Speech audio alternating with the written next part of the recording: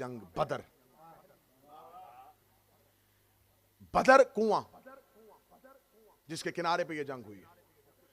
दो तरह के लश्कर निकले, एक अबू जहल की क़यादत में, एक अबू सुफियान की क़यादत। अबू सुफियान शाम से आ रहा था, अबू जहल ने मक्का से आना था। अबू सुफियान का जो काफिला था वो तजारत से वापस आ रहा था, उसके अंदर सफरे तजारत की वजह से सामान तजारत था। खुदा ने अपने रसूल ने अपने असहाब को हुक्म दिया कि हमने काफिरों से जंग करनी है, और ये पहली जंग है, इस्लाम की पहली जंग है। मुसलमान थोड़े से 313, जिनमें से सिर्फ चंद घोड़े, चंद नेज़े, चंद भाले, बाकी लोग सब पैदल। रिसालत में आपने फरमाया इधर से मक्का से एक लश्कर आएगा, एक शाम से आएगा। इधर वाला अबू सुफियान लेके आ रहा है, उधर वाला अबू जहल। तुमने अबू जहल से मुकाबला करना है। तारीख अहले सुन्नत कहोगे, तमाम ने लिखा कि असहाबे रसूल की आवाज है, या रसूल अल्लाह, हमें अबू जहल से नहीं, हमें शाम वाले लश्कर से लड़ना है। नबी जानता था कि इनके दिल में क्या है, क्योंकि लश्कर शाम में सफर तजारत के सामान तजारत है। तो अगर, क्योंकि रसूल कह चुके थे कि मैं तुम्हें बता रहा हूं कि फतह हमारी है, हमने जीतना है, अल्लाह ने हुक्म दे दिया है। या रसूलल्लाह वो बहुत ज्यादा है। फरमाया घबराना ना, अल्लाह फरिश्ते भेजेगा। तो उनको तसल्ली होगी, उनको लड़ना तो फरिश्तों नहीं है ना, तो हमने तो सिर्फ रिकवरी करनी है, तो हम सामान लूटेंगे। कुरान ने इस पूरे वाक़े को लिखा। कुरान ने कहा इन्होंने रसूल से मुजादिला किया, बहस की नबी से, प्रॉपर नबी के साथ ऊंची आवाज में बोले। नबी कह रहे मैं तुम्हें कह रहा हूं उस लश्कर से लड़ो, नहीं या रसूलल्लाह हमें इससे लड़ना है। कुरान ने पूरे वाक़े को लिखा, इन्होंने मुजादिला किया मेरे नबी से, ये ऊंची आवाज में बोले। नबी दलीलें दे रहा था और ये नबी की दलील नहीं मान रहे थे। देखा तो अब जो जमीनी जंग लड़ रहे थे वो फौरन देखा कि काफिर भाग गए हैं। उन्होंने किसी का घोड़ा, किसी की तलवार, किसी की डाल ये उठाना शुरू कर दिया। वो जो दर्रे पे बंदे बैठे हुए थे उन्होंने कहा हम तो इसी पोजीशन में बैठे रहे, तो नीचे तो सारे का सारा मैदान, जब हम उतरेंगे तो हमारे हाथों कुछ भी नहीं आएगा। आखिर 15 लोग, सिर्फ तारीख कहती, हिस्ट्री कहती, 15 लोग जो थे वो बैठे हैं पहली नशिस्त में। उन्होंने कहा हम नहीं जाएंगे। बाकी लोग नीचे उतरे। बाद में उन 15 में से भी बहुत से लोग नीचे उतर आए। जो ही वो नीचे उतरे, अकरमा और खालिद बिन वलीद, ये लश्कर की कमांड कर रहे थे, ये निकल चुके थे। आगे जाके अकरमा ने खालिद के कान में कहा पीछे तो मुड़ के देख, दर्रा खाली हो गया है, बंदे पहाड़ से नीचे आ चुके हैं। इन्होंने जोरदार हमला किया पीछे से। खुदा ने पूरी कहानी बयान कर दी है, ये था मूसा का लश्कर। अब इस पूरी कहानी को पढ़ने के बाद कैसे कहा जाएगा कि कान्नहुम बुनियानुन मरसूसा है?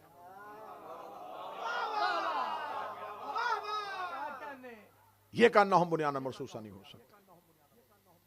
खुदा ने फिर दूसरा एक लश्कर बयान किया। खुदा ने कहा आओ मैं तुम्हें एक और लश्कर की कहानी सुनाता हूं। यह लश्कर था शमूएल नबी का, जो तालूत की सरपरस्ती में गया था। तालूत मुसलमानों का बादशाह था। हजरत शमूएल एक नबी थे। उनके दौर में जनाब शमूएल बुजुर्ग हो गए थे, ज़ईफ हो गए थे, और जनाब शमूएल ने कहा मेरे अल्लाह मुझ में इतनी ताकत और हिम्मत नहीं है कि मैं लश्करों की सिपा सलारी करूं। मेरी कौम में से किसी को मेरी कौम का सालार बना दे, लश्कर का सरदार बना दे। कुरान में पूरा वाकया शमूएल नबी का है। खुदा ने नहीं कहा कि शमूएल अपने सहाबा से कहे अगर तू नहीं लड़ सकता और इन्होंने किसी को अपने लश्कर का सिपा सलार बनाना है तो तेरे सहाबी मिल के किसी एक को बना ले। खुदा कहता है मैं कुरान से, पूरा कुरान से इस्तदलाल लूंगा। आज की तकरीर बड़ी अहम होने वाली है। इस्तदलाल कुरानियां लेंगे और फिर बताएंगे कि असहाब की असल मंजिल कौन सी है, ताकि इतने सालों से हमारे दामन पे लगा हुआ ये स्याह धब्बा अब साफ हो कि अगर हम सहाबा को भी मानते हैं तो हमारे पास म्यार क्या है, हमारे पास सहाबियत का म्यार क्या है। मेरा मुसलमान, तुम्हें अल्लाह ने इतनी अकल दी है कि तुम फ्रूट खरीदने के लिए जाओ तो चुन लेते हो।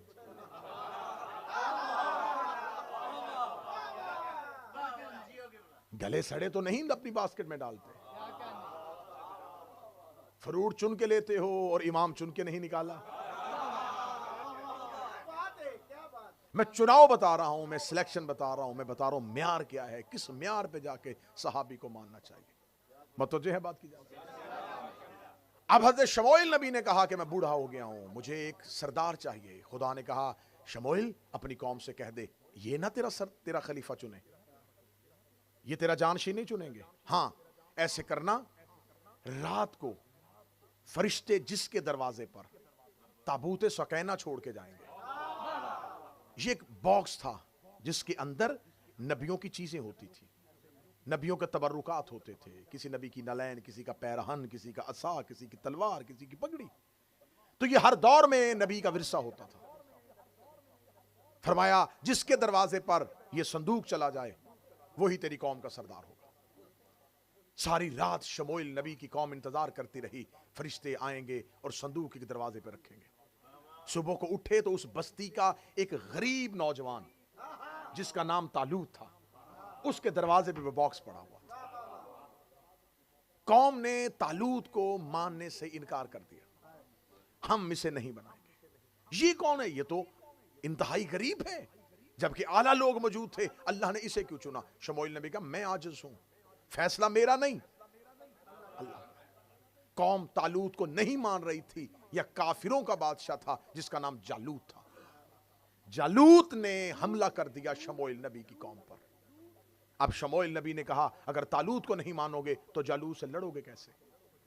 قوم آخر متفق ہو گئی اور طالوت کی سرپرستی میں لڑنے کے لیے نکل گئی, لشکر لے کے. کأنہم بنیان مرصوصہ. ذہن میں رکھنا ہے اس معیار پہ کسی نبی کا لشکر بھی آئے تو آپ نے کہنا یہ لشکر اس معیار پہ. جو ہی دونوں لشکر چلتے چلتے, قرآن نے پوری کہانی لکھی ہے اور ایسا منظر قرآن نے بیان کیا ہے, اگر آپ قرآن کو جاگتی آنکھوں سے پڑھیں گے نا تو آپ کو نظر آنا شروع ہو جائے گا. خدا اتنا بہترین قصہ سناتا ہے, اتنی بہترین بات سناتا ہے کہ دل میں اترتی ہے. ایک نہر کے کنارے پہ دونوں لشکر آمنے سامنے آ گئے, طالوت کا لشکر اور جالوت کا لشکر. مجلس منسوب ہے سرکار ابوالفضل العباس سے. خدا قرآن میں کہتا ہے کہ جب دونوں لشکر آمنے سامنے آ گئے تو ہم نے طالوت پر, لشکر طالوت مسلمانوں کا جو لشکر تھا, جو اللہ کا لشکر تھا, اس پر ایک وحی کی, ان اللہ مبتلیکم بالنہر, ہم تمہیں آزمائیں گے اس نہر کے ذریعے سے. فمن شرب فلیس منی, جو اس سے پانی پیے گا وہ ہم میں سے نہیں ہوگا. خدا لشکر پیاسا نہیں رکھنا چاہتا تھا, خدا دیکھنا چاہتا تھا یہ میری اطاعت میں کتنے کاربند ہیں. لڑنے تو آگے اللہ کے لیے, تو میں پہلے فیصلہ ابھی کر لیتا ہوں, انہیں آزما لیتا ہوں, نہر سے آزما لیتا ہوں, ابھی دیکھ لیتے ہیں کتنے پانی پیتے ہیں کتنے نہیں پیتے. پیاسا لشکر کہاں سے چلا تھا. طالوت نے کہا اللہ کا حکم آ گیا ہے, اس نہر سے کوئی پانی نہیں پیے گا. انہوں نے کہا یہ کیسا اللہ جو ہمیں پانی سے روک رہا ہے. اب پیچھے لشکر ہے اور طالوت سامنے ہاتھ بلند کر کے کہہ رہا نہ پانی پینا, حکم پروردگار ہے, شکست لے جاؤ گے, ہار جاؤ گے, ظالم تم پر حاکم بن جائے گا اگر تم نے اس نہر سے پانی پیا. خدا کہہ رہا ہے فمن شرب فلیس منی, اس سے پانی جس نے پیا وہ ہم میں سے نہیں ہوگا. آخر قوم اتری اور اس نے نہر سے پانی پینا شروع کر دیا. اس سے آگے ایک آیت ہے, یہ آیت آج بھی قرآن میں ہے. قرآن میں بہت سی آیتیں ایسی ہیں جو منسوخ ہیں, جو آئی تھیں حکم پروردگار ہوا تھا لیکن اس دور کے لیے ہوا تھا, پھر اس کے بعد وہ دور ختم ہو گیا. آیت کا احترام موجود ہے لیکن حکم منسوخ ہو گیا. یہ حکم کسی دور میں کسی نبی کے ماننے والوں کے لیے تھا, لیکن کیونکہ وہ نبی کا دور نہیں ہے, آیت ہے لیکن حکم منسوخ ہو گیا ہے. تمام عالمان اور مفسرین اور قرآن سمجھنے والوں نے اس آیت کو منسوخ میں نہیں رکھا کہ یہ حکم منسوخ نہیں ہوا. حکم کیا تھا؟ ہم تمہیں آزمائیں گے اس نہر کے ذریعے, جس نے اس سے پانی پیا وہ ہم میں سے نہیں. اور خدا آگے کہہ رہا جس نے دریا میں اتر کے پانی کا چلو اٹھایا اور پھینک دیا وہ مجھ سے ہے.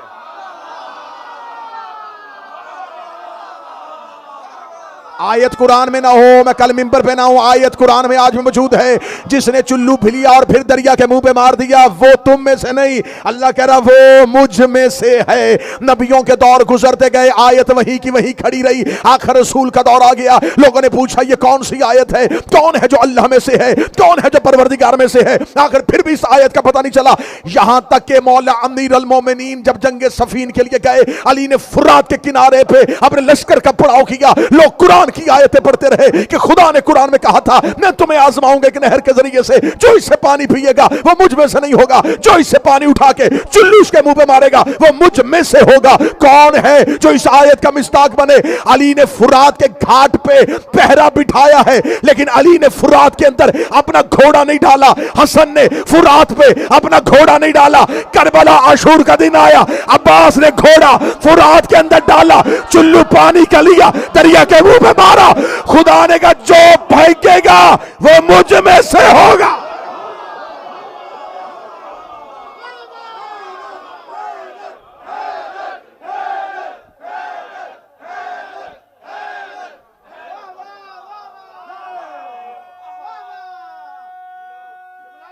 بسم اللہ۔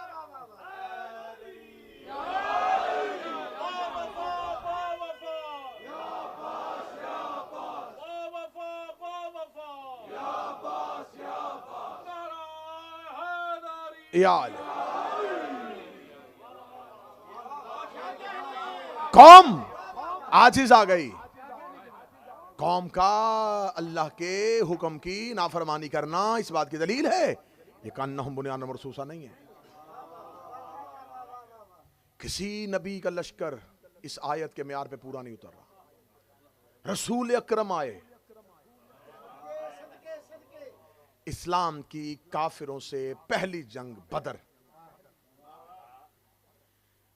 بدر کنواں جس کے کنارے پہ یہ جنگ ہوئی ہے، دو طرح کے لشکر نکلے، ایک ابو جہل کی قیادت میں، ایک ابو سفیان کی قیادت۔ ابو سفیان شام سے آ رہا تھا، ابو جہل نے مکہ سے آنا تھا۔ ابو سفیان کا جو قافلہ تھا وہ تجارت سے واپس آ رہا تھا، اس کے اندر سفر تجارت کی وجہ سے سامان تجارت تھا۔ خدا نے اپنے رسول نے اپنے اصحاب کو حکم دیا کہ ہم نے کافروں سے جنگ کرنی ہے، اور یہ پہلی جنگ ہے، اسلام کی پہلی جنگ ہے۔ مسلمان تھوڑے سے 313، جن میں سے صرف چند گھوڑے، چند نیزے، چند بھالے، باقی لوگ سب پیدل۔ رسالت میں آپ نے فرمایا ادھر سے مکہ سے ایک لشکر آئے گا، ایک شام سے آئے گا، ادھر والا ابو سفیان لے کے آ رہا ہے، ادھر والا ابو جہل، تم نے ابو جہل سے مقابلہ کرنا ہے۔ تاریخ اہل سنت کا ہوگے، تمام نے لکھا کہ اصحاب رسول کی آواز ہے یا رسول اللہ ہمیں ابو جہل سے نہیں، ہمیں شام والے لشکر سے لڑنا ہے۔ نبی جانتا تھا کہ ان کے دل میں کیا ہے، کیونکہ لشکر شام میں سفر تجارت کہ سامان تجارت ہے، تو اگر کیونکہ رسول کہہ چکے تھے کہ میں تمہیں بتا رہا ہوں کہ فتح ہماری ہے، ہم نے جیتنا ہے، اللہ نے حکم دے دیا ہے۔ یا رسول اللہ وہ بہت زیادہ ہے، فرمایا گھبرانا نہ، اللہ فرشتے بھیجے گا۔ تو ان کو تسلی ہوگی، ان کو لڑنا تو فرشتوں نہیں ہے نا، تو ہم نے تو صرف ریکوری کرنی ہے، تو ہم سامان لوٹیں گے۔ قرآن نے اس پورے واقعے کو لکھا، قرآن نے کہا انہوں نے رسول سے مجادلہ کیا، بحث کی نبی سے، پراپر نبی کے ساتھ اونچی آواز میں بولے۔ نبی کہہ رہے میں تمہیں کہہ رہا ہوں اس لشکر سے لڑو، نہیں یا رسول اللہ ہمیں اس سے لڑنا ہے۔ قرآن نے پورے واقعے کو لکھا، انہوں نے مجادلہ کیا میرے نبی سے، یہ اونچی آواز میں بولے، نبی دلیلیں دے رہا تھا اور یہ نبی کی دلیل نہیں مان رہے تھے۔ آخر کافروں کے لشکر کے ساتھ سامنا ہو گیا۔ اس جنگ میں سب سے زیادہ کفار کا جو نقصان کیا وہ اکیلے علی نے کیا۔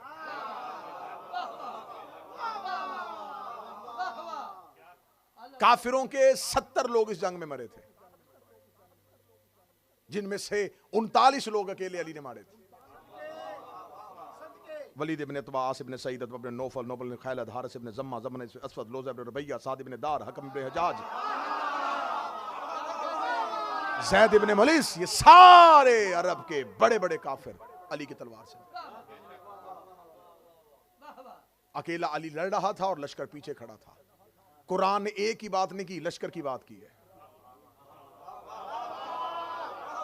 جو جڑے ہوئے مجلس کے ساتھ وہ بننا. قرآن نے ایک ہی بات نہیں کی, لشکر کی بات کی ہے. یہاں اکیلا لڑ رہا ہے اور لشکر پیچھے کھڑا ہے. اس کا مطلب کأنہم بنیان مرصوصہ, لشکر میں نہیں. کأنہم بنیان, سیسا پلائی ہوئی دیوار تو ہے ہی نہیں, اکیلا علی لڑ رہا ہے. اسلام کی دوسری جنگ, کیونکہ میرے پاس وقت نہیں ہے ورنہ میں ایک ایک جنگ کا ایسا منظر دکھاتا کہ کیا کیا ہو رہا تھا اس میدان جنگ میں. دوسری جنگ ہوئی, دوسری جنگ جنگ احد. اب کفار دوبارہ مکمل طاقت کے ساتھ آ گئے.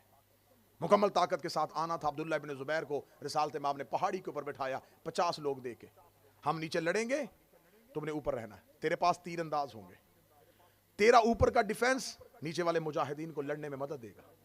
کیونکہ جب کافر نیچے لڑ رہے ہوں گے انہیں پتا ہوگا اوپر مسلمانوں کے بندے بیٹھے جن کے ہاتھوں میں تیر ہوں گے. تم اوپر سے حملہ کرو گے, کافر نیچے زمین پہ ٹھہریں گے نہیں. اگر ہم نیچے سے جنگ جیت بھی جائیں, کافر بھاگ بھی جائیں, تم نے نیچے نہیں اترنا. تم لوگوں نے اپنی ان چوکیوں پہ بیٹھے رہنا ہے, مورچے خالی نہیں کرنے جب تک میں تمہیں حکم نہیں دوں گا کہ آ جاؤ. نیچے بڑی زبردست قسم کی جنگ ہوئی اور کافروں نے میدان چھوڑ دیا. میدان چھوڑا تو جاتے ہوئے کوئی گھوڑا چھوڑ گیا, کوئی تلوار چھوڑ گیا, کوئی ڈھال چھوڑ گیا.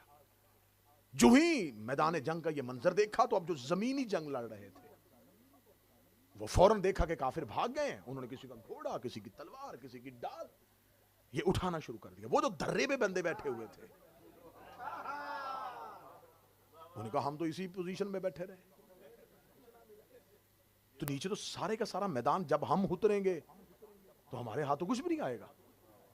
آخر 15 لوگ صرف, تاریخ کہتی, ہسٹری کہتی, 15 لوگ جو تھے وہ بیٹھے ہیں پہلی نشست میں. انہوں نے کہا ہم نہیں جائیں گے. باقی لوگ نیچے اترے. بعد میں ان 15 میں سے بھی بہت سے لوگ نیچے اتر آئے. جو ہی وہ نیچے اترے, اکرمہ اور خالد بن ولید یہ لشکر کی کمانڈ کر رہے تھے, یہ نکل چکے تھے.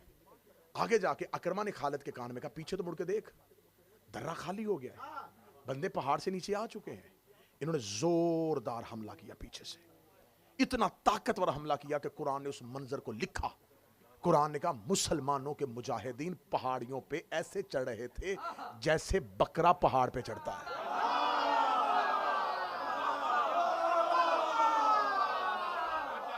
اکیلے امیر المومنین اور امیر المومنین, مجھے جنگیں پڑھنا مقصد نہیں ہے, صرف کأنہم بنیان مرصوصہ ہے. اکیلے امیر المومنین نے پوری جرت کے ساتھ, پوری طاقت کے ساتھ, پوری جوان مردی کے ساتھ, یہ وہ جنگ تھی جس میں رسالت مآب کا دندان مبارک زخمی ہوا تھا, ٹوٹا نہیں تھا.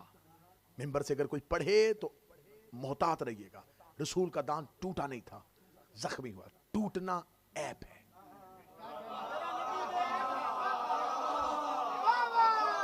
دانت ٹوٹ جاتا تو نقص آ جاتا, جس پہ نقص ہو وہ کامل نہیں ہوتا. دندان مبارک رسالت مآب زخمی ہوا, خون بہا, رسول نے اپنی آستین سے صاف کیا. زخمی رسول کو لڑتے ہوئے علی نے دیکھا.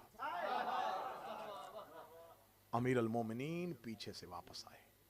اب امیر المومنین کے لیے کیا تھا, رسول کا تحفظ بھی کرنا تھا اور سامنے لشکر سے کافروں سے اکیلے علی نے لڑنا بھی تھا. اب اگر ادھر سے لڑتے تھے تو پیچھے سے کافر رسول پہ حملہ کر دیتے. عرب میں یہ جنگی طریقہ اس سے پہلے کسی نے دیکھا ہی نہیں تھا. اب اکیلے امیر المومنین ہیں, اگر ادھر سے وہ لڑیں گے اور پیچھے رسالت مآب زخمی حالت میں ہیں تو کفار اور مشرکین پیچھے سے رسول پر حملہ کر دیں گے. امیر المومنین وہاں گئے جہاں رسالت مآب تھے. رسالت مآب کو کعبہ بنا کے علی نے اپنے گھوڑے کو چکر پہ لگا.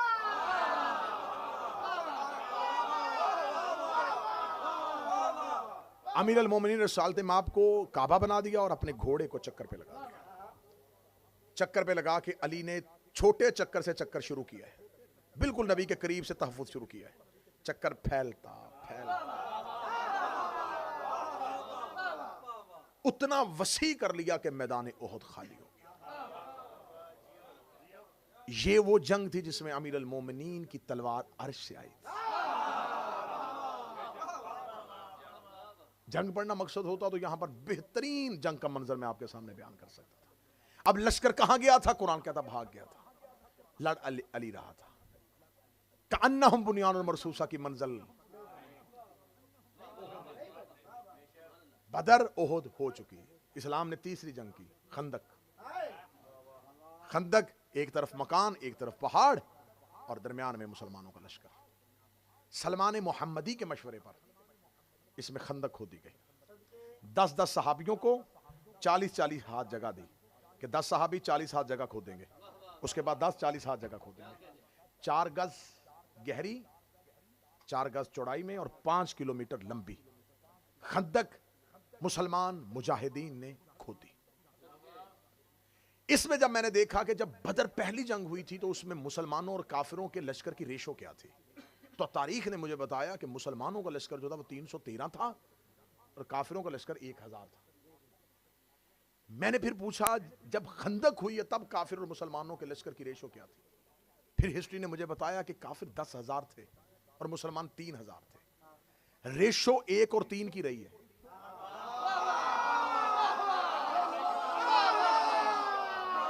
ریشو تبدیل نہیں ہوئی, 1 3. اب میں نے سوچا میری عقل, آپ کیونکہ آپ زیادہ سمجھدار ہیں مجھ سے, بہت زیادہ سمجھدار ہیں, تو آپ مجھے زیادہ عقلی طریقے سے اس پہ قائل کر سکیں گے. میری سمجھ میں تو ابھی تک یہ نہیں آ رہا کہ جب رسالت مآب نے پہلی جنگ لڑی تب بھی مسلمان 1 حصہ تھے, کافر 3 حصہ زیادہ تھے, خندق میں بھی زیادہ تھے. رسالت مآب نے بدر میں خندق نہیں کھودی, احد میں خندق نہیں کھودی. بھائی خندق تو اس لیے کھودی جاتی ہے, زیادہ لوگ ہیں تو بچنا ہے, تحفظ کرنا ہے.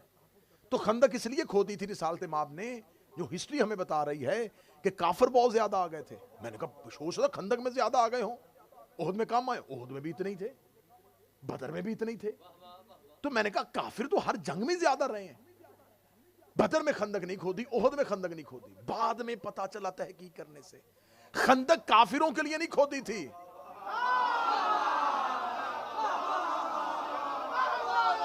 جو ہاتھ نیچے ہے میرا خیال انہیں سمجھ میں نہیں آیا, کیونکہ رسول 2 جنگوں میں ایک بڑا برا ایکسپیرینس کر چکے تھے کہ وہاں سے کوئی یہاں آئے تو علی تو جانے نہیں دیتا, لیکن یہاں والے بدر میں بھی چلے گئے تھے, یہاں والے احد میں بھی چلے گئے تھے.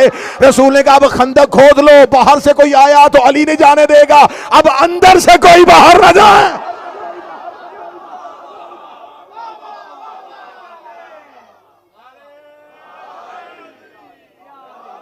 باہر سے کوئی آ گیا تو وہ علی نہیں چھوڑے گا. اب اندر والوں کا کیا کریں بھائی, ان کو روکنا کہ یہ نہ جائے, جن کو روکنا تھا انہی سے کھدوائی.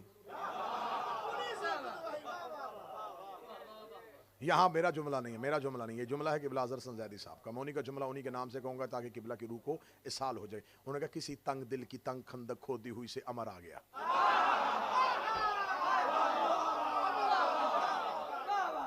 حضور کہیں بھی کسی بھی ملک میں کسی بھی جگہ پہ یہ جنگی قوانین جو ہوتے ہیں نا, یہ آرمی کے ڈسپلن کے اندر یہ ہوتا ہے کہ اگر آرمی کی سیکریسی, اگر اس کا کوئی سیکریٹ دشمن کے ہاتھ میں چلا جائے, سب سے پہلے وہ کہتے ہیں کہ اندر سے پتا کرو مخبری کس نے کی.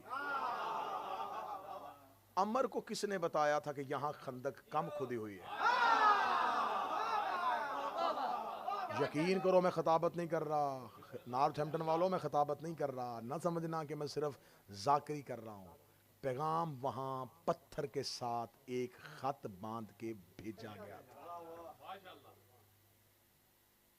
دل سے تو مسلمان تھے نہیں کچھ لوگ. 7 لوگ آئے ہیں, اکیلا عمر نہیں آیا, 7 لوگ آئے ہیں. عمر بن عبد ود, حسل اس کا بیٹا, وہ بھی اس میں آیا ہے. 7 لوگ آئے ہیں جس کے تاریخ نے نام لکھے ہیں, جو خندق کو عبور کر کے پہنچ گئے ہیں لشکر اسلام کے اندر. 7 لوگوں کا رات کی طریقی میں خندق کو عبور کرنا تھا. مسلمان تو سوئے ہوئے تھے, لشکر آرام کر رہا تھا. سیدھے گئے اور انہوں نے جا کر رسول کے خیمے کا محاصرہ کر لیا. خیمے کا محاصرہ کرنے کے بعد عمر بن عبد ود نے اپنا نیزے کے ساتھ رسول کے خیمے کی چادر کو پھاڑا, اور پھاڑنے کے بعد نیزے کی نوک کے ساتھ چادر کو اٹھایا. اٹھا کے اس ملعون نے پہلا جملہ کہا, محمد کوئی ہے تو بھیج, یا کسی کو بھیج یا خود لڑنے کے لیے آ. یہاں پر کائنات کے رسول نے پہلی بار کہا من لحاظ الکلب, کون ہے جو اس کتے کی زبان. بعض لوگ کہتے ہیں نبی کو جلال آ گیا تھا، جو غصے میں آئے وہ نبی نہیں ہوتا، کیونکہ انسان کے بدن کے اندر 4 طرح کی قوتیں ہوتی ہیں، قوت وہمیہ، قوت عاقلہ، قوت سہویہ، قوت غصبیہ۔ آپ نے ان چاروں قوتوں کو، ان چاروں پاورز کو اپنی باڈی میں کنٹرول کرنا ہوتا ہے۔ نوجوان اور بچے اس بات کو سمجھیے گا، کیونکہ آپ کا جو جسم ہے یہ میدان جنگ ہے، اس میں شیطان بھی اپنے سپاہی کھڑے کرتا ہے اور رحمان بھی اپنے سپاہی کھڑے کرتا ہے۔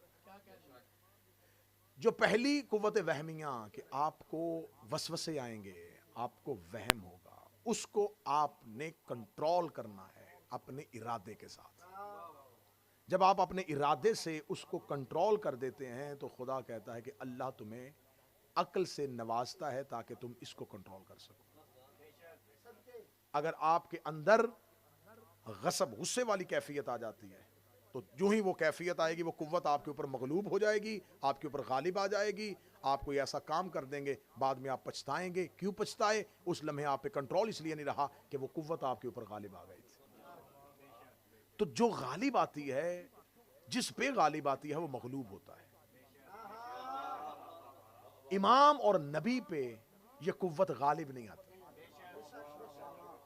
امام اور نبی کوئی بھی کام ہماری طرح غصے میں نہیں کرتے، کیونکہ وہ مغلوب نہیں ہے، وہ ہر شے پہ غالب ہے، وہ غالب علی کل غالب ہے۔ تو جب آپ یہ سمجھ لیں گے تو پھر آپ یہ سوال کرنا چھوڑ دیں گے کہ علی نے تلوار کیوں نہیں اٹھائی، کیونکہ یہ جتنے منظر آپ ہمیں بتاتے ہیں یہ ساری چیزیں انسانیت کے غصے کے لیے ہے۔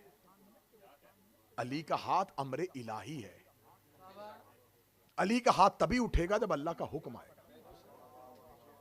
اب رسالت مآب نے غصے کی وجہ سے نہیں، رسالت مآب کو جب غصہ آتا ہی نہیں، اللہ قرآن میں کہتا ہے یہ خلق عظیم کا مالک ہے، اور صرف مالک نہیں کہہ رہا، اس کے اخلاق کی قسم کھا رہا ہے۔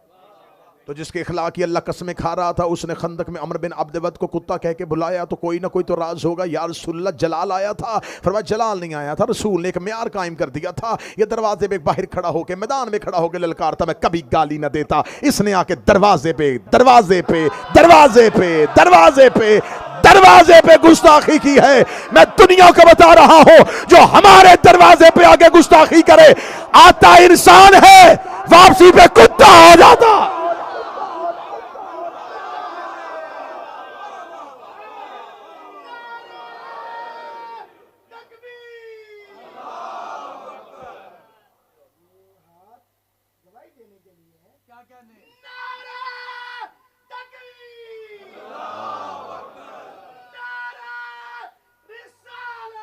یا رسول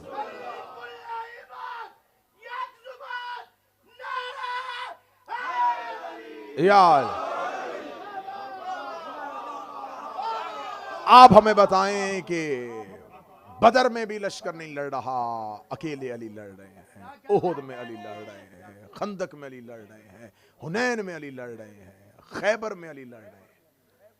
یہ جتنی جنگیں ہیں ان میں سے ایک ایک میں دیکھو گے تو آپ کو لشکر کی بجائے انفرادی فتح نظر آئے گی۔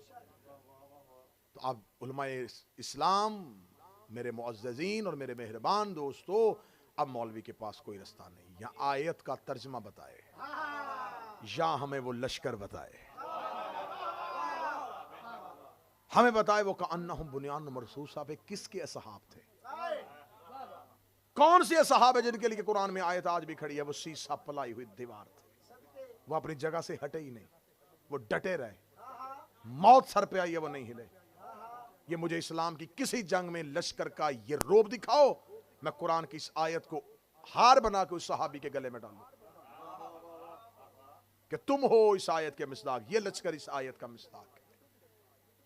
اگر کوئی لشکر بھی ایسا نہیں، حتیٰ کہ ہم یہ نہیں کہہ رہے، ہم نبی کے صحابہ پہ بات نہیں کر رہے، میں پوری ذمہ داری کے ساتھ کہہ رہا ہوں، صفین میں امیر المومنین کے ساتھ جو لشکر ہے وہ بھی کأنہم بنیان مرصوصہ نہیں ہے۔ آپ خاموش ہوئے، امیر المومنین کے پیچھے سارا لشکر علی کی محبت میں نہیں گیا تھا، اگر گیا ہوتا تو جنگ صفین جو ہے وہ تحکیم کے حوالے ہو جاتی, فیصلہ حکم کے پاس چلا جاتا. آپ خطبے پڑھے مولا امیر المومنین کے, آپ خطوط پڑھے مولا امیر المومنین کے, کس طرح مولا نے ان کی بے وفائیوں کا گلہ کیا ہے کہ مجھے میدان جنگ میں کھڑا کر کے تم نے مجھے چھوڑ دیا. کون لوگ تھے وہ وہاں سے لاکھوں درہم لے کے علی کا لشکر چھوڑ کے ادھر جا رہے تھے, اور کون لوگ تھے جو علی کے ساتھ کھڑے تھے؟ وہ چند افراد تھے جو امیر المومنین کے ساتھ کھڑے تھے. اصحاب کا تذکرہ ہو رہا ہے تو مجھے گفتگو میں آج ایک جملہ کہہ دوں حضرت عمار یاسر کا. یہ وہ صحابی ہے جس نے جنگ صفین میں حق اور باطل کا فیصلہ کر دیا تھا, کیونکہ رسالت مآب نے حضرت عمار یاسر, باپ کا نام یاسر, ماں کا نام سمیہ, یاسر بھی اسلام کی راہ میں شہید ہوا, ماں بھی اسلام کی راہ میں شہید ہوئی. دردناک شہادت ہے عمار کے ماں اور باپ دونوں کی. ماں بھی شہیدہ, باپ بھی شہید, مظلوم اور مظلوم کا بیٹا حضرت عمار. مسجد نبی تعمیر ہو رہی ہے, ہر صحابی ایک اینٹ اٹھا رہا ہے, یہ دو. رسالت مآب نے سے کسی نے کہا کہ یا رسول اللہ عمار مر جائے گا آج, وہ اتنی وزنی پتھر دو اٹھا رہا ہے. رسول نے جا کے حضرت عمار سے کہا عمار تو دو کیوں اٹھا رہا ہے؟ فرمایا ایک اپنے حصے کا, ایک آپ کے حصے کا. اس کے سر کے اوپر گرد پڑی ہوئی تھی, پتھر جو اٹھا رہا تھا, تو پتھر اٹھانے کے بعد سر میں گرد پڑی ہوئی. رسالت مآب نے اس کے پگڑی سے, اس کے سر سے اپنے ہاتھوں سے گرد صاف کی. گرد صاف کر کے رسالت مآب نے عمار کو سینے سے لگا, عمار میں دیکھ رہا ہوں تجھے ایک باغی گروہ قتل کرے جبکہ تو حق پہ کھڑا ہوگا. یہ حدیث پیغمبر نے کہہ دی ہے. کتنی روشن حدیث ہے, کتنی واضح حدیث ہے کہ عمار تجھے باغی گروہ قتل کر, رسول کہہ رہے باغی قتل کریں گے اور تو حق پہ ہوگا. یہ حدیث صحیح بخاری میں امام بخاری نے کہاں پر لکھی ہوئی ہے؟ چاہیے تھا نا یہ جہاں جنگوں کے حالات ہو رہے ہیں, جہاں باب الایمان ہے, جہاں باب النفاق ہے, وہاں پر جا کے اس حدیث کو رکھتا تاکہ پڑھنے والوں کو حدیث سامنے آتی. جاؤ جا کے صحیح بخاری جا کے گوگل سرچ کر کے دیکھنا یہ حدیث اس نے کہاں پر رکھی ہوئی ہے. مسجد میں صفائی کرتے ہوئے گرد پڑنے کے احکام, کہ جس باب کے اندر انہیں مسجد کا باب ہے نا, مسجد کا, کہ مسجد کے کیا کیا کیا کیا فضیلتیں اور کیا کیا احترام ہے, اور مسجد میں صفائی کرنی, اور صفائی کرتے ہوئے ڈسٹ, اور ڈسٹ اگر پڑ جائے وہاں پر جا کے چھوٹی سی ایک سائڈ پہ یہ حدیث لکھی ہوئی ہے. جبکہ یہ ہے معیار, یہ ہے صحابی. میدان جنگ میں ادھر علی کا لشکر ہے, ادھر معاویہ کا لشکر, درمیان میں علم لے کے ہمارے یاسر آ گئے. درمیان میں کھڑے ہوئے علی کے لشکر سے نکل کے دونوں لشکروں کے درمیان میں آ گئے, اور درمیان میں آ کے لشکر معاویہ کی طرف دیکھے کہا سنو میں مصطفیٰ کا صحابی ہوں, کیا تمہیں نبی کی حدیث بھول گئی؟ عمار کے صرف نکل کے آنے کی وجہ سے 35 لوگ معاویہ کے لشکر کے نکل کے علی کے لشکر میں آ گئے. یہ نہیں کہ صرف ادھر سے لوگ ادھر گئے ہیں, جو ادھر سے آئے ہم وہ بھی گنتی پوری کریں گے, ادھر سے بھی 35 لوگ آئے. انہوں نے آ کے کہا علی تو حق کا امام ہے, ہمیں تو پتہ ہی نہیں تھا. عمار آ کے کھڑا ہو گیا ہے. جب حضرت عمار یاسر کی شہادت ہو گئی تو لشکر معاویہ میں کھلبلی مچ گئی کہ یہ کیا, ہمارے پاس تو نبی کی حدیث ہے, اسے باغی گروہ قتل کرے گا. تو باغی کیا ہم باغی ہیں؟ ہمارے ہاتھوں عمار قتل ہو گیا. تو عمر بن عاص جیسا چلاک لومڑی, اس نے فوری طور پہ جا کے کہا, اس نے کہا نہیں نہیں نہیں نہیں نہیں نہیں, یہ ہم نے قتل نہیں کیا, بلکہ عمار کا قاتل علی ہے جو اسے لے کے ہماری تلواروں کے آگے آ گیا. دیکھو علی کا مقابلہ کس دور کے کس لوگوں کے ساتھ ہے. اس نے کہا یہ تو وہ علی قاتل ہے, نہ علی لے کے آتا نہ عمار ہماری تلواروں سے قتل ہوتا. انہوں نے کہا ہاں ہاں ہاں ہاں ہم نے تو نہیں نا قتل کیا, کیونکہ جس نے گناہ کیا ہو نا وہ تو اتنی جلدی بہانے پہ مان جاتا ہے.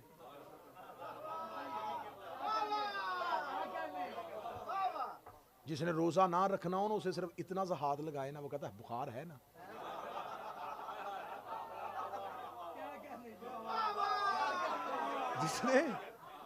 جس نے کوئی چیز چھوڑنی ہے وہ تو بہانہ ڈھونڈتا ہے بھائی. آج کسی کو کہہ دو کسی بیٹا پردہ کیا کرو, وہ کہتی پردہ دیکھنے والے کی آنکھ میں ہوتا ہے. اگر پردہ دیکھنے والے کی آنکھ میں ہوتا ہے, نہیں پردہ ہمارا نہیں ہوتا, پردہ دیکھنے والے کا ہوتا ہے, اسے چاہیے وہ پردہ کرے, ہم کیوں پردہ کریں.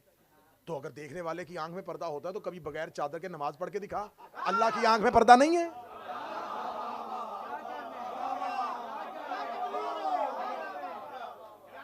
اللہ کی آنکھ میں پردہ نہیں تو بغیر چادر کے نماز پڑھ. پردہ چہرے کا ہوتا ہے. اہل بیت کی حلال کی ہوئی چیز کو اگر اطاعت نہیں کر سکتے تو اسے حرام بھی نہیں کر سکتے, اور ان کی حرام کی ہوئی چیز سے اگر منع نہیں ہو سکتے تو اسے حلال بھی نہیں کر سکتے. میں بہت سے ایسے لوگوں کو تبلیغ کرتے ہوئے میں نے کہا کہ یار تم پتہ چلا ہے تم امام حسین کی محبت کرتے ہو, شراب پیتے ہو. وہ کہتے جی ہمیں نشہ ہی نہیں ہوتا. ہاں کتنی بدبختی ہے. اسلام نے نشہ حرام کیا ہے, ہمیں ہوتا ہی نہیں. تو پھر یا کچھ لوگ کہتے نہیں نہیں ہم بطور دوا استعمال کرتے ہیں. دوا میں شفا ہوتی ہے, جسے اہل بیت حرام کر دے اس میں شفا نہیں ہوتی.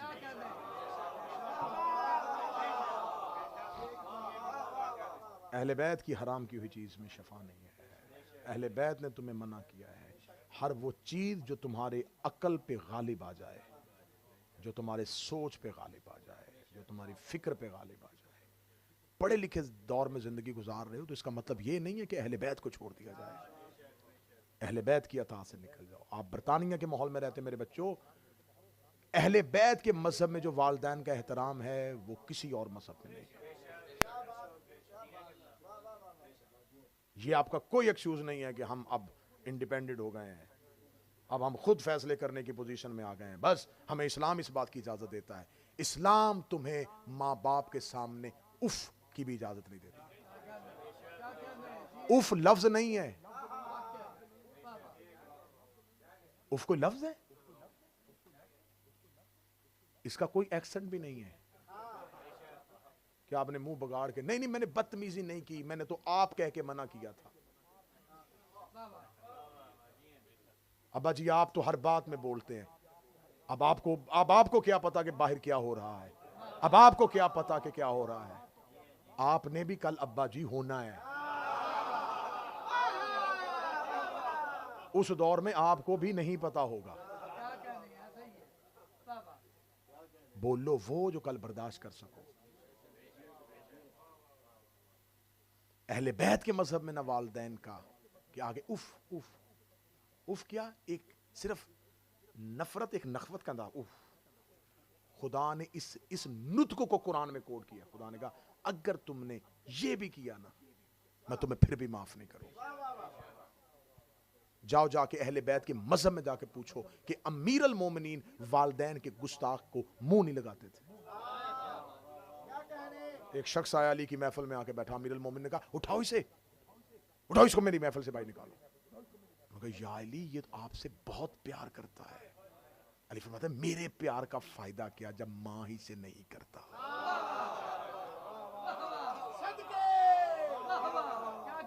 کسی صحابی نے اسے جا کے کہا علی نے کہا ہے کہ تم ماں سے پیار نہیں کرتا اور علی تم سے پیار نہیں کرتا. وہ فوراً آیا مولا کے پاس, مولا آپ نے میرے بارے میں یہ کہا. مولا میں اس لیے نہیں کرتا, مولا وہ چھوٹی چھوٹی باتوں پہ بار بار اصرار کرتی ہے تو اس لیے تھوڑا سا میں اس لیے ان چیزوں سے کتراتا ہوں. مولا آپ سے تو پیار کرتا ہوں. مولا فرماتے ہیں اس کی گود نے تمہیں مجھ سے پیار کرنے پہ مجبور کیا ہے.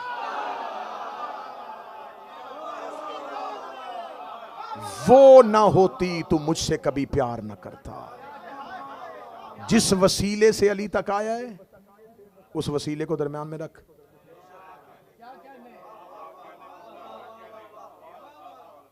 تیری ماں تھی جس تربیت نے تجھے مجھ تک پہنچایا.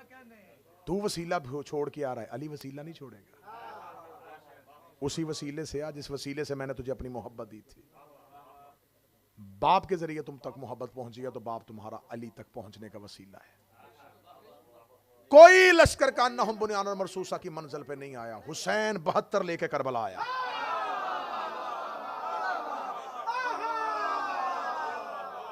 حسین لا کے 72 رکھے کربلا. حسین نے کہا لے میرے اللہ تو آدم سے لے کے میرے بھائی حسن تک. یہ آیت وہیں کی وہیں کھڑی رہی. کون ہیں جو سیسا پلائی دیوار پر ہے. خدا کہتا اللہ محبت کرتا ہے ان سے، یقاتلونا فی سبیلہ، جو میری سبیل میں قتل کرتے ہیں، جنگ کرتے ہیں، لڑتے ہیں۔ یہیں سے گفتگو کل شروع کریں گے، اور کل شب عاشور اہم مجلس اصحاب امام حسین پہ ہوگی۔ وہ کس معیار پہ تھے، کیا مقام تھا، کتنا بلند مقام تھا کہ ان میں سے کوئی بھی رضی اللہ نہیں ہے۔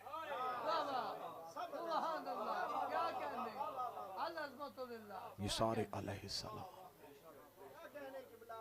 میں ان میں سے چند وہ نام ضرور کل آپ کے سامنے بیان کروں گا، کیونکہ ہمارے پاس اصحاب میں سے صرف 2 یا 3 ہی کی بات بچوں کو پتا ہے، یا ہر کو جانتے ہیں، یا حبیب ابن مظاہر کو جانتے ہیں۔ تمہیں پتا ہو کہ زہیر کون ہے، عابس شاکری کون ہے، تمہیں پتا ہونا چاہیے کہ مسلم ابن اوسجہ کون تھا، یہ کون سے معیار تھے، وہاب قلبی کون تھا، ابو سمامہ کون تھا، یہ کون لوگ تھے، کس معیار پہ تھے، کہاں سے چنے تھے حسین نے یہ پھول۔ یہ کوئی تاریخ کے نامور لوگ نہیں تھے، یہ اپنے علاقوں میں گمنام لوگ تھے۔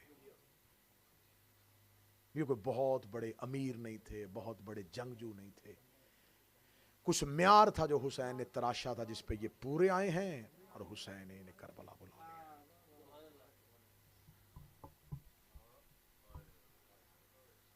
اگر آج ان اصحاب حسین کا معیار دیکھنا ہے تو ایک جملے پہ معیار تل سکتا ہے، کتنا کمال وہ لشکر ہوگا جس کے سالار کا نام عباس ہے،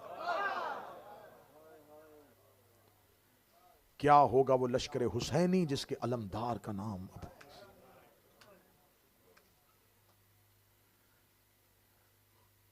آج ہے شہادت ابوالفضل العباس۔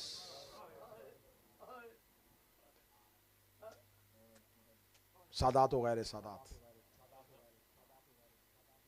حسین کا گھر تم سب کا گھر ہے۔ کوشش کیا کرو کہ صرف 10 دن کے شیعہ نہیں، پورے سال کے عزادار رہو، پورے سال کے شیعہ رہو۔ اللہ اس بارگاہ کو، اس کے بسانے والوں کو، اور یہ نعمت عظمیٰ ہے پروردگار کی، اگر یہ امام بارگاہ نہ ہوتا تمہارے بچوں کا تربیت کہاں سے ہوتی۔ یہ ایک ایسا ادارہ ہے جو تمہارے بچوں کو سنبھال رہا ہے، تمہاری اگلی نسل کو حسینیت کے رستے پہ لے کے آ رہا ہے۔ اس کے ساتھ جتنا ہو سکے آپ تعاون کیا کریں۔ اگر آپ اس کے ریگولر ممبر نہیں ہیں تو اس کے ممبر بنیں۔ آپ اس کی تمام وہ افادیت، تمام وہ اہمیتیں جس کے لیے اس ادارے کو بنانے کا مقصد ہے، اغراض و مقاصد ہیں، اگر وہ آپ تک پہنچ رہے ہیں تو آپ کو چاہیے کہ اس کی جتنی حوصلہ افزائی ہو سکے، جس قدر ہو سکے وہ ضرور کریں۔ جتنی دیر عباس زندہ رہا، علی کی بیٹیاں سکون سے سوتی رہیں۔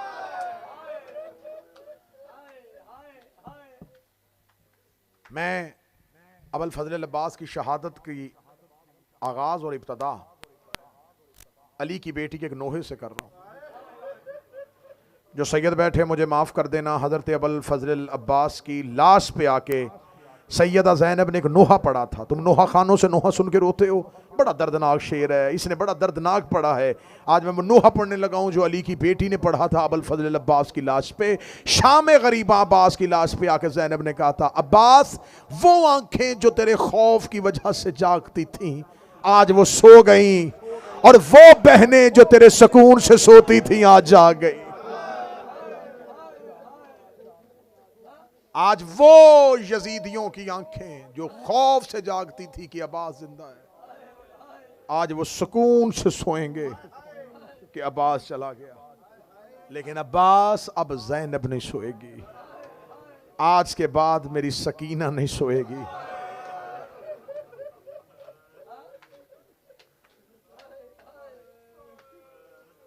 میرا مولا حسین آپ کا پرسہ قبول فرمائے، علی کی بیٹیاں یہ پرسہ قبول فرمائے، سیدہ یہ پرسہ قبول فرمائے۔ عراق میں نے خود مولا عباس کے حرم میں ایک عالم دین، عرب عالم دین، اس کی زبان سے یہ واقعہ سنا تھا۔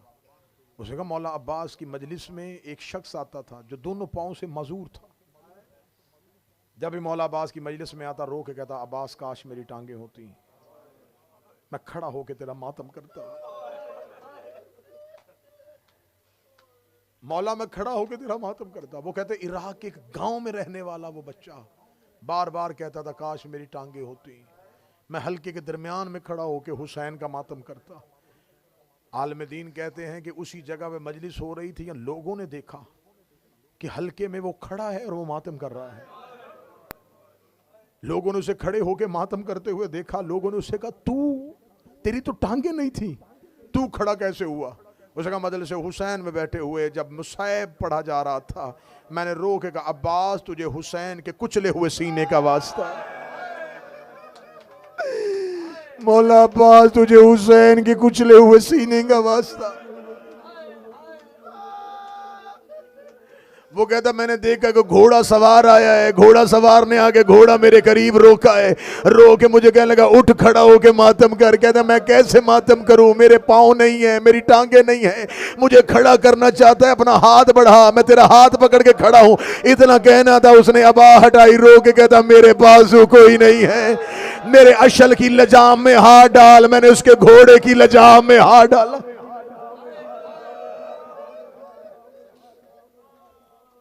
زامن زینب، حجاب زینب، زامن معصومہ۔ وقت زیادہ ہو گیا، میں قریب سے شہادت شروع کر دیتا ہوں۔ 4 سال کی بطول نے آ کے کہا چچا عباس میرا اصغر پیاسا ہے۔ مولا عباس دے کہتے شہزادی کیا کروں، حسین مجھے لڑنے کی اجازت نہیں دے رہے۔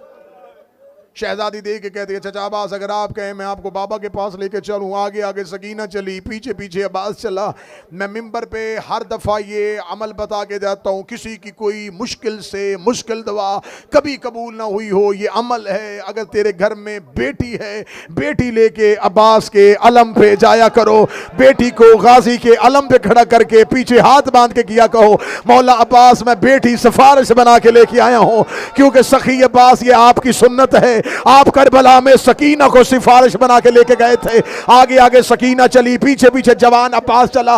سکینہ اور عباس کو اکٹھے آتے ہوئے حسین نے دیکھا، حسین نے قبضہ تلوار سے سر کو اٹھایا، اٹھا کے لگا اماں تیرا حسین غریب ہو گیا۔ عباس سکینہ کو سفارشی بنا کے لے کے آ رہا ہے۔ آ کے کہنے لگی بی بی سکینہ بابا میرے چچا کو پانی لانے دیجئے گا۔ حسین رو کے دے سکینہ پانی کس کے لیے چاہیے؟ رو کے دی خود نہیں پینا، میرا اصغر بڑا پیاسا ہے۔ حسین رو کے دے سکینہ اصغر تیرا کیا لگتا ہے؟ آواز آئی بابا میرا بھائی ہے۔ فرمایا تیرے اصغر کی عمر کتنی ہے؟ بابا 6 ماہ۔ فرمایا عباس میرا کیا لگتا ہے؟ بابا آپ کا بھائی لگتا ہے۔ فرمایا میرے بھائی کی عمر کتنی ہے؟ فرمایا 32 سال۔ حسین اٹھے، سکینہ کو سینے سے لگایا، روکا سکینہ فیصلہ خود کرنا، ایسا نہ ہو نہ تیرا 6 مہینے کا بچے نہ میرا 32 سال۔ فیصلہ ایسے کرنا، ایسے نہ ہو نہ تیرا 6 ماہ کا بچے نہ میرا 32 سال کا بچے۔ مولا میں ضمانت دیتا ہوں، مولا میں صرف پانی لاؤں گا۔ مولا حسین نے کہا سکینہ جا خیمے سے مشکیزہ لا۔ شہزادی مشکیزہ لینے کے لیے گئی، مولا حسین نے عباس کا ہاتھ پکڑا، ٹیلے کے پیچھے لے گئے۔ جب دیکھ لیا نا بہن کا خیمہ دور رہ گیا ہے، مولا حسین نے کہا عباس ایک بار مجھے گلے سے لگا۔ عباس نے حسین کو گلے سے لگایا، مولا حسین نے عباس کے منہ پہ اپنا منہ رکھا، رو کے حسین نے جملہ کہا جو ماتم کر سکتا ماتم کر لینا۔ حسین رو کے دے عباس مجھے بتا میں بہنیں لے کے کہاں جاؤں، میں بیٹیاں لے کے کہاں جاؤں؟ عباس میں تیرے سہارے میں مدینے سے چلا تھا، عباس میں زینب لے کے کہاں؟ ہائے حسین، ہائے حسین، ہائے حسین۔ کل کی رات رہ گئی رونے کی، کل شہیدوں کی رات ہے، پھر آگے غریبوں کی رات ہے۔ جو نہ رو سکے ہائے کہے، ہائے نہ کہہ سکو سر جھکائے۔ آنکھیں بند کر کے صرف اتنا سوچ لے یہ گھر اجڑنے کے لائق تھا نہیں۔ مولا حسین کی آواز ہے عباس میں تیرے سہارے پہ آیا تھا، عباس میں بہنیں لے کے کہاں جاؤں، عباس میں بیٹیاں لے کے کہاں جاؤں؟ مولا عباس نے کہا شہنشاہ میں کیا کروں؟ مجھ سے تیری بیٹی کے رونا سونا نہیں جاتا مولا، میری آنکھوں کے سامنے میرے لائق شاگرد مارے گئے مولا، میں عباس کتنا صبر کروں گا؟ اگلی سطر پڑھنے سے پہلے میں خود ماتمی ہوں، خود زنجیر زن ہوں، میرا جگر پھٹ رہا ہے، میں اگلی سطر پیر سعد شاہ جی سمجھ میں کو کیسے سناؤں؟ جب کہا نا عباس تو نے جانا ہی ہے، ہاں مولا میں نے جانا ہے۔ سخی حسین نے مولا عباس کے نیام سے تلوار کھینچ لی، روکے گا عباس بغیر تلوار کے چلا جا۔ عباس روکے تھے، مولا میں نے وعدہ کیا ہے، مولا سامنے کوئی آیا تو ماروں گا، مولا میں خود کسی پہ حملہ نہیں کروں گا، مولا میری تلوار مجھے دے دے۔ حسین نے تلوار ہاتھوں پہ لی، حسین کی آنکھوں میں آنسو تھے، روکے گا لے کے جانی تلوار بے شک لے جا، لیکن اتنا یاد رکھنا جتنا تو نے انہیں مارنا اتنا انہوں نے شام میں زینب کو مارنا ہے، اتنا انہوں نے سکینہ کو مارنا ہے، تو نے انہیں جتنا دوڑانا ہے اتنا انہوں نے کبھی سکینہ کو، کبھی گھوڑوں کے آگے، کبھی اونٹوں کے آگے۔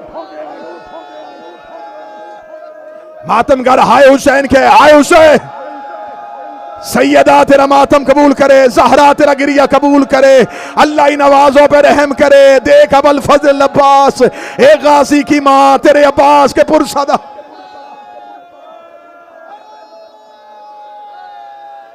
جتنا تو نے انہیں مارنا ہے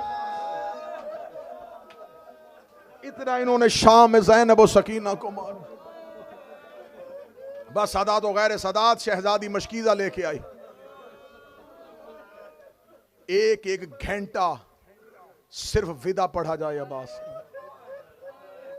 شہزادی مشکیزہ لے کے آئی، اے جوان قد میرے مولا کا، 4 سال کی سیدزادی، شہزادی نے مشکیزہ ہاتھ میں لیا، عباس نے جھکنا شروع کیا، جھکتے جھکتے جھکتے جھکتے عباس اتنا جھک گئے، عباس کے دونوں ہاتھ سکینہ کے قدموں پہ آ گئے۔ غریب نے عباس کے ہاتھ بیٹی کے قدموں پہ دیکھے، حسین رو کے کہتے عباس تو نے صحرا میں میری بیٹی کا حیا کیا ہے، میں وعدہ کرتا ہوں قیامت تک تیرا ہاتھ علموں پہ بلند رہے گا۔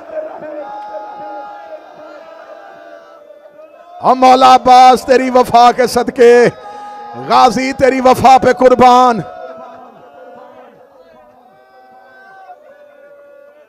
مولا عباس کی آواز آئی، مولا اللہ کے حوالے میں خیموں کا ودا چھوڑ رہا ہوں، ورنہ پڑھتا کہ علی کی بیٹی کا آخری سلام کتنا مشکل تھا۔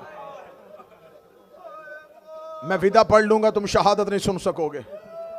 میں نے صرف ودا پڑھنا ہوتا، خدا کی قسم ہے صرف ودا پڑھتا، تم پھر شہادت نہیں سنو گے۔ زینب نے کیسے ودا کیا، سجاد سے کیسے ودا ہوا۔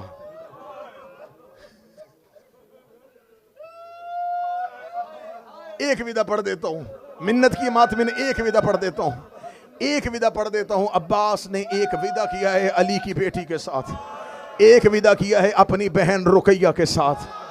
میں بی بی کا ودا پڑھنے لگا ہوں، جب شہزادی کے خیمے کے باہر عباس گئے ہیں، دیکھ کہتا ہے بی بی اللہ کے حوالے تیرا عباس جا رہا ہے۔ مقتل کہتی ہے زینب نے دونوں ہاتھ اپنے برقعے کے اوپر رکھ لیے، رکھ کے کہنے لگی عباس تو نہیں جا رہا، میری چادر جا رہی ہے، میرا برقعہ جا رہا ہے، میرا حجاب جا رہا ہے۔ عباس حسین کہاں ہے؟ آواز آئی مظلوم ٹیلے پہ بیٹھا ہوا ہے۔ فرمایا عباس تو ہمیشہ نوکر کہلواتا رہا، عباس ہمیشہ دروازے پہ پہرا دیتا رہا، عباس میری ماں نے تیرے اپنے ہاتھوں سے کرتے سیے تھے، عباس زینب تم سے کوئی پوچھنا چاہتی ہے۔ عباس رو کے جی شہزادی حکم کر، رو کے بی بی خیمے کے پردے کے قریب آئی، رو کے دی عباس اپنا کان پردے کے قریب کر، عباس قریب گیا، بی بی رو کے دی مجھے حسین سے شرم آتی ہے، عباس تو میرا خاص بھائی ہے، مجھے صرف اتنا بتا بازار میں چلتے کیسے ہیں، مجھے بتا شرابیوں سے بولتے کیسے ہیں، مجھے بتا خطبے کیسے دیتے۔ اسی پہ ہمارے پنجاب کے ذاکرین پڑھا کرتے تھے، بھینی دامان سلامت رہویں، ایک منت ہم شیر تلائی وج کی میں بولنا نال شرابی دے۔ عباس مجھے بتا میرا لال خطبے کیسے دینے، بی بی رقیہ کے خیمے میں عباس گئے، فرمایا رقیہ تھوڑی دیر بعد میرا شہنشاہ غریب ہو جائے گا، میرے مظلوم کا زلجنہ تو نے تیار کرنا ہے، میرے آقا کو سواری پہ تو نے بٹھانا ہے۔ لاشیں اٹھا اٹھا کے کمر ٹوٹ گئی تھی حسین، ٹیلہ کربلا پہ پیشانی تلوار، ہر ایک، میں نے ہر ایک شہادت میں آپ کو سنایا ہے، جب بھی کوئی میدان میں جاتا حسین جنگ آنکھوں سے نہیں دیکھتے تھے، لاش اٹھانے خود جاتے تھے، جنگ عباس دیکھتے تھے، عباس ٹیلے پہ کھڑے ہو جاتے، حسین یوں زمین پہ نیچے نشے میں بلا تشبیہ بیٹھے ہوتے، حسین عباس کو دیکھتے رہتے، عباس کے چہرے سے پتہ چل جاتا کہ اون کیسا لڑ رہا ہے، قاسم کیسا لڑ رہا ہے، ایک ایک کو مقتل میں بھیج کے عباس کی آنکھوں سے حسین نے ہر کسی کی جنگ دیکھی ہے۔ عباس بتاتے تھے اون لشکر میں چلا گیا ہے، فرات خالی کروا دیا ہے، قاسم بڑا اچھا لڑ رہا ہے، حسین صرف عباس کو دیکھتے رہتے۔ آج عباس جا رہا تھا، حسین رو کے کہتے ہیں عباس میری آنکھوں میں بینائی نہیں ہے، میری کمر میں زور نہیں ہے، عباس میں نے تجھے لڑتے ہوئے دیکھنا تھا، عباس اب میدان جنگ میں مجھے بول بول کے بتاتا رہنا، عباس میں تیری آواز کو سنتا جاؤں۔ اتنا کہنا تھا، 4 سال کی سیدزادی قریب آئی، بابے کی داڑھی کو چوما، رو کے کہتی بابا تو پریشان کیوں ہوتا، تیری سکینہ ابھی زندہ ہے۔ سکینہ ٹیلے پہ کھڑی ہو گیا، مجھے نہیں پتا کون ماتم کرے گا کون نہیں کرے گا، سکینہ ٹیلے پہ چلی گئی، حسین زمین پہ بیٹھ گئے، شہزادی ٹیلے کے اوپر کھڑی ہوئی، ادھر سے عباس کے گھوڑے نے چلنا شروع کیا، عباس کے گھوڑے کی حرکت شروع ہوئی، سکینہ رو کے کہتی ہے بابا میرا چچا لشکر کے اندر چلا گیا ہے، بابا میرے چچا کے جاتے ہی لشکروں نے رستے دینے شروع کر دیے ہیں، بابا فوجیں بھاگنا شروع ہو گئی ہیں، بابا میدان خالی ہونا شروع ہو گیا ہے، بابا میرا چچا عباس کا گھوڑا فرات کے کنارے پہ جا رہا ہے، بابا وہ دیکھ میرے چچا نے فرات کا گھاٹ خالی کروا لیا ہے۔ حسین زمین پہ سکینہ کو دیکھتے رہے، سکینہ ٹیلے پہ کھڑی ہو کے منظر سناتی رہی، بی بی سکینہ دیکھ رہی چچا دیکھیے بابا میرے چچا نے اپنا گھوڑا فرات کے اندر ڈال دیا ہے، وہ دیکھیے میرے مولا عباس نے مشکیزہ پانی سے بھر لیا، وہ دیکھ میرا چچا اپنے گھوڑے کی زین پہ آ گیا ہے، بابا میں نے کہا نہیں تھا میرا چچا پانی لے آئے گا، وہ دیکھ عباس کا گھوڑا بھرے ہوئے مشکیزے کے ساتھ فرات کے اندر سے نکل رہا ہے۔ حسین دیکھتے رہے، سکینہ کی آواز آئی میرے چچا کا منہ خیموں کی جانب ہے، حسین دیکھتے رہے، سکینہ نے اپنے دونوں ہاتھ پیشانی پہ رکھے، رو کے کہہ دیا بابا دونوں طرف سے فوجوں نے حملہ کرنا شروع کر دیا ہے، حسین نے کمر پہ ہاتھ رکھ لیے، سکینہ رو کے کہہ دیا بابا مجھے میرا چچا نظر نہیں آ رہا، حسین نے اپنے ہاتھ سینے پہ رکھا، سکینہ کی آواز آئی بابا میرے چچا کا دایا بازو کٹ گیا ہے، غریب زمین پہ گر گیا، سکینہ کی آواز آئی بابا بایا بازو، ہائے حسین ہائے حسین ہائے حسین، حوصلے سے حوصلے سے حوصلے سے، بابا میرے چچا کا بایاں بازو گر گیا ہے۔ حسین نے آنکھوں پہ ہاتھ رکھ لیے، اب کسی کا نرم دل ہے وہ کانوں پہ ہاتھ رکھنا، سکینہ ٹیلے پہ کھڑی زمین پہ گر گئی، رو کے گئی بابا میرے چچا کے سر پہ گرز لگا ہے، میرے چچا کا سر دھڑ پہ نہیں۔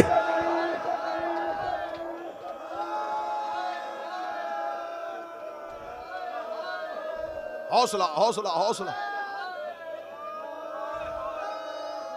حسین ٹیلے سے دوڑے، حسین نے بیٹی کی آنکھوں پہ ہاتھ رکھ دیا، دوسرے ہاتھ سے سکینہ کو ساتھ لیا، سکینہ رو کے کہتی رہی بابا میرا اصغر بچے نہ بچے، بابا تو عباس کو واپس بلا لے۔ حسین کی آواز آئی چل سکینہ تو خیمے پہنچ، میں عباس کو لے کے آتا ہوں۔ گرتے ہوئے حسین مقتل کی جانب چلے۔ اگر تم نے 8 دن نوکر پہ اعتماد کیا ہے، آج میں شہادت عباس پہ تمہیں زہرا کے حق کی قسم کھا کے روایت سنانے لگا ہوں۔ تمہیں منبر سے بتایا جاتا ہے عباس کے بازو کٹ گئے تھے، مقتل کہتی ہے حسین کے پہنچنے سے پہلے انہوں نے عباس کے پاؤں کاٹے۔ انہوں نے عباس کا جسم کاٹا، انہوں نے عباس کا بدن کاٹا۔ حسین عباس کے قریب آئے، انہوں نے عباس کی لاش کربلا میں بکھیرنی شروع کی۔ حسین کبھی دائیں جاتے تھے، حسین کبھی بائیں جاتے تھے، حسین رو رو کے کہتے تھے اماں میرا عباس تقسیم۔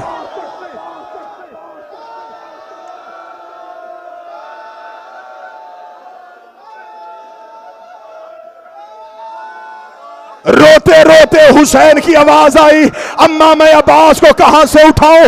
کبھی دائیں سے غازی کا ٹکڑا اٹھاتے، کبھی بائیں سے غازی کا ٹکڑا اٹھاتے۔ ایک کالے برقعے والی بی بی اپنی چادر میں عباس کی لاش۔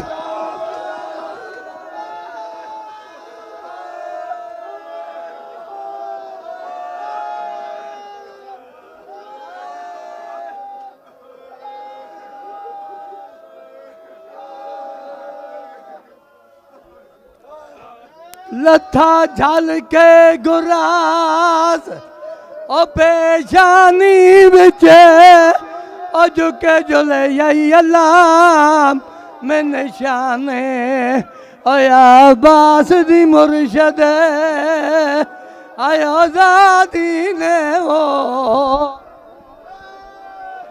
آ گئی شام علم لٹ گئے اہل حرم، ریت پر جلتی ہوئی ہو گیا ٹھنڈا علم، پرسہ دینے کے لیے مجھ سے ملنے کے لیے آ گئے بابا علی، تو نہ آیا غازی۔